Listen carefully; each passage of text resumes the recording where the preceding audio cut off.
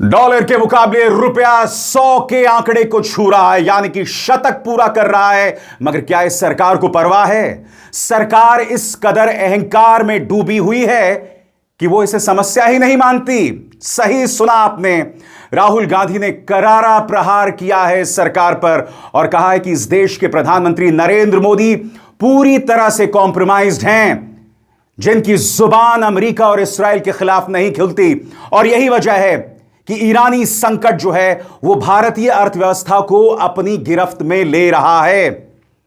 America और इस्राएल ने जो जंग छेड़ दी है ईरान पर, उसके चलते हर गुजरते लम्हे के साथ देश की अर्थव्यवस्था जो है वो मुश्किल हालात में आ रही है।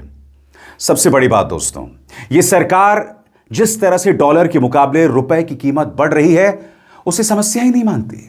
और इस वक्त जब मैं आपसे बात कर रहा हूं, दिन के 1:30 बज रहे हैं और डॉलर के मुकाबले रुपए की कीमत है 94 रुपए 10 पैसे, यानी 95 के करीब। और इससे उठ रहे हैं 3 अहम मुद्दे। आज भी डॉलर के मुकाबले रुपए की हालत कमजोर, $1 की कीमत 95 के करीब। क्या 100 का आंकड़ा भी पार होगा? कब अहंकारी नींद से जागेगी बीजेपी? तो देखा आपने, यह हालत है इस वक्त डॉलर के मुकाबले रुपए की। राहुल गांधी ने सरकार पर करारा प्रहार किया है। राहुल गांधी का बयान आपके स्क्रीन पर, वो कहते हैं रुपया 95 से 100 की तरफ बढ़ रहा है डॉलर के मुकाबले। स्टॉक्स गिर रहे हैं, इकोनॉमी ढह गई, नौकरियां खत्म, इनकम घट रही है, सेविंग्स खत्म हो रही है, सिलेंडर मिल नहीं रहे हैं। क्यों? क्योंकि प्रधानमंत्री कॉम्प्रोमाइज्ड हैं, यानी कि इस्राएल और अमेरिका के सामने इनका मुंह नहीं खुलता। वो खुद को और अपनी फाइनेंशियल सिस्टम को बचाने के लिए बेताब हैं। लेकिन 140 करोड़ भारतीय जानते हैं प्रधानमंत्री मोदी ने भारत का भविष्य सरेंडर कर दिया है।